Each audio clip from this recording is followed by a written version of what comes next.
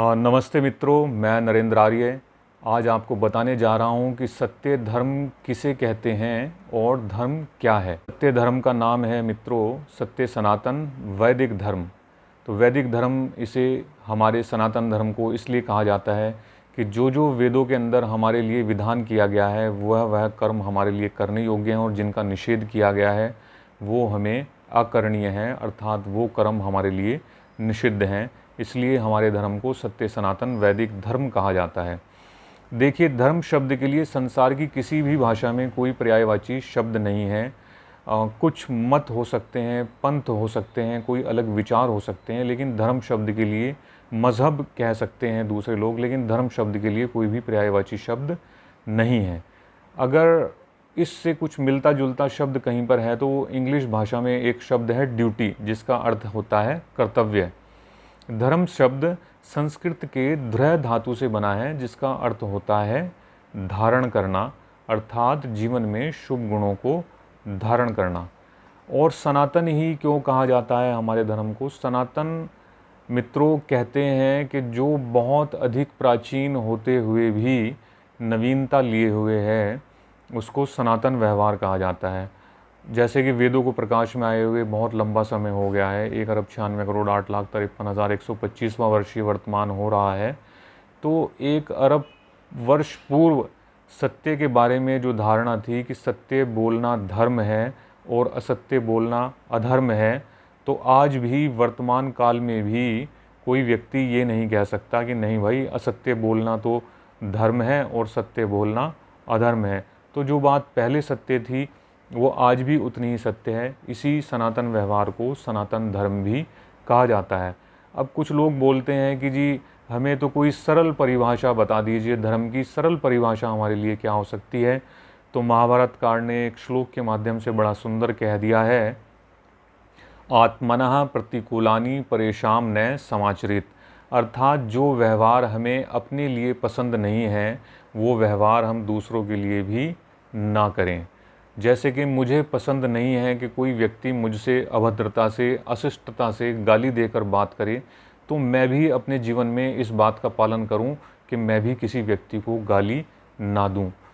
मुझे अच्छा नहीं लगता कि कोई व्यक्ति मुझसे घृणा करे, मुझसे क्रोध के साथ बात करे, तो मैं भी किसी दूसरे व्यक्ति से घृणा ना करूं, क्रोध के साथ में बात ना करूं।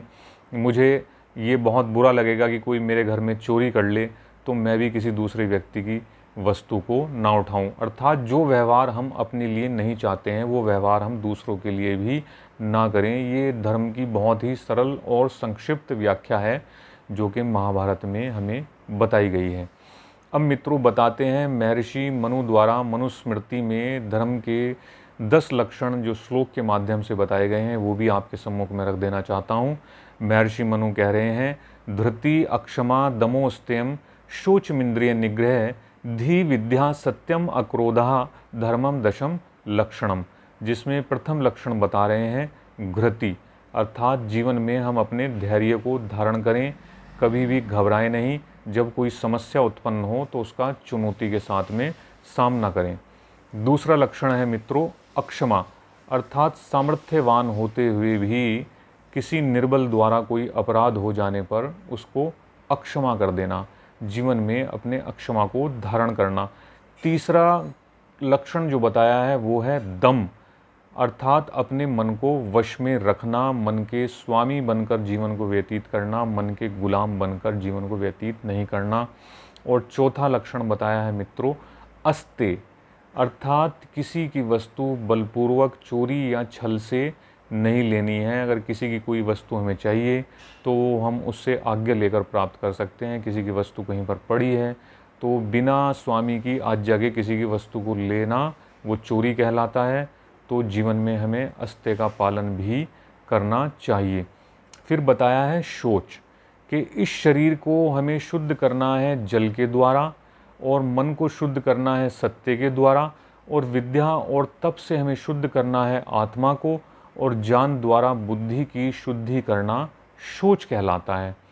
और फिर छठा है इंद्रिय निग्रह, इंद्रियों को अपने वश में रखना। जो रूप रस गंध स्पर्श शब्द आदि विषय हैं इनका मर्यादा पूर्वक उपभोग करना, मर्यादा से विरुद्ध इन विषयों का सेवन ना करना इंद्रिय निग्रह कहलाता है। और 7वां लक्षण है मित्रों धी, अर्थात बुद्धि के अनुकूल सोच विचार कर कार्य करना, बिना विचारे किसी भी कार्य को ना करना। और 8वां लक्षण है विद्या, सदशास्त्रों का, वेदादि शास्त्रों का, षड दर्शनों का अध्ययन और उनके अनुसार आचरण करना विद्या कहलाता है। और 9वां लक्षण है मित्रों सत्य, मन कर्म वचन की अनुकूलता के नाम को शास्त्रों में सत्य बताया गया है, अर्थात जैसा मन में है वैसा ही वाणी से बोलें और जैसा वाणी से बोल रहे हैं वैसा ही हम आचरण करें, इनके विरुद्ध आचरण ना करें। और 10वां है मित्रों अक्रोध, किसी से कभी भी किसी प्रकार का वैर विरोध क्रोध ना करना, अक्रोध रखना, ये धर्म का 10वां लक्षण बताया गया है मनुस्मृति में। तो मित्रों ये 10 लक्षण मनुस्मृति के मैंने आपके सम्मुख रखे हैं, धर्म का संक्षिप्त स्वरूप आपके सम्मुख बताया है। आशा करता हूँ कि आपको पसंद आया होगा, अच्छा लगा होगा। और भी किसी विषय पर आप जानना चाहते हैं तो मुझे कमेंट में लिख सकते हैं। धन्यवाद। जय हिंद, जय भारत।